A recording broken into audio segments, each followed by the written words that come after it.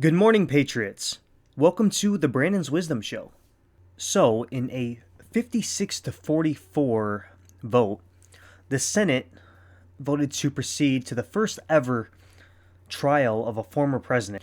This rejected his defense lawyer's argument that Trump was beyond the reach of the Senate after having left the White House on January 20th. Now, convicting Trump would be almost impossible considering the Senate needs about a two-thirds majority, and the Senate is split down the middle right now, 50 Republicans and 50 Democrats. So that likely won't happen. But see, that's not actually what concerns me. What really concerns me is the fact that the Republican Party has 6 Judases living amongst us in the Senate. And I'm going to call these people out because I believe they need to be called out.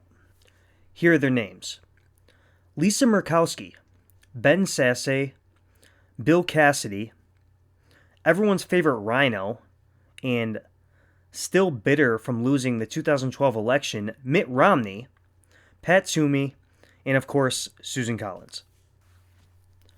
My question to these supposed 6 Republicans, especially Mitt Romney: where were you 6 all summer when businesses were being burned, stores were being looted, cities were being taken over by Black Lives Matter Inc.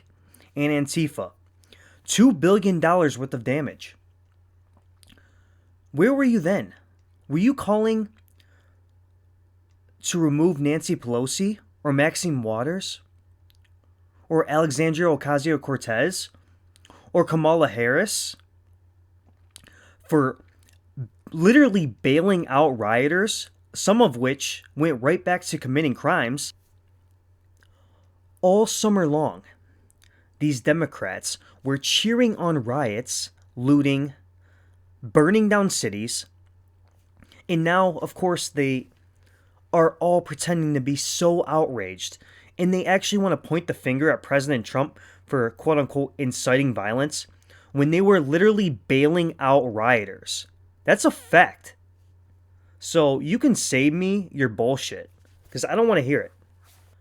And on top of all that, to make matters worse, you have 6 Republican senators just enabling these Democrats, in which now the media can use that to legitimize their argument and continue to blame President Trump for the insurrection on January 6th. Now let's just be completely honest here. President Trump never once called for violence of any kind. President Trump told his supporters to fight like hell on January 6th, and that was concerning election fraud. He was not physically telling these people to go start a war. Everyone on both sides of the aisle understands that he was speaking figuratively. We all know that. The media knows that. The Democrats know that. The courts know that. But it doesn't matter, because this has nothing to do with the president committing crimes. What we are witnessing right now is the Democrat Party, along with some of the rhinos and Trojan horses in the Republican Party, attempting to overthrow the 75 million supporters of one of the most popular presidents in modern history. Definitely the most successful president. Now, why is this? Because they are terrified that President Trump will run again in 2024. And what would happen if he ran again in 2024? He would kick all their asses on both sides. But I have news for these rhino Republicans. Your ideas fail. Your ideas are why Republicans voted for President Trump in the first place. His ideas are here to stay. President Trump is the Republican Party. Whether you guys like it or not, you are going to either get on board or you are going to fall behind. This is why I've been proposing that we start the Patriot Party, led by President Trump. We'll take all the Republicans who haven't sold out yet, like Matt Gaetz, Josh Hawley, Marjorie Taylor Greene, Don Jr., etc. We need to bring all these people together, and we will create a political party of courageous patriots who are not afraid to speak up for what they believe in, and most of all, are unapologetic of their conservative beliefs.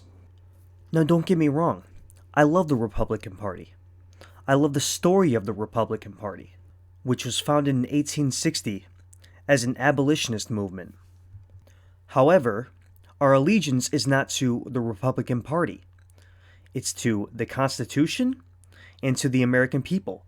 And the second our elected officials, in which we elected, stop working for us, we stop supporting them.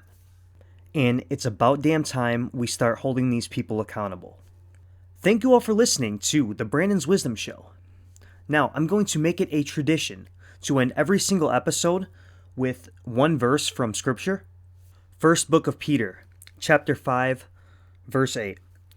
Be sober, be vigilant, because your adversary the devil walks about like a roaring lion, seeking whom he may devour.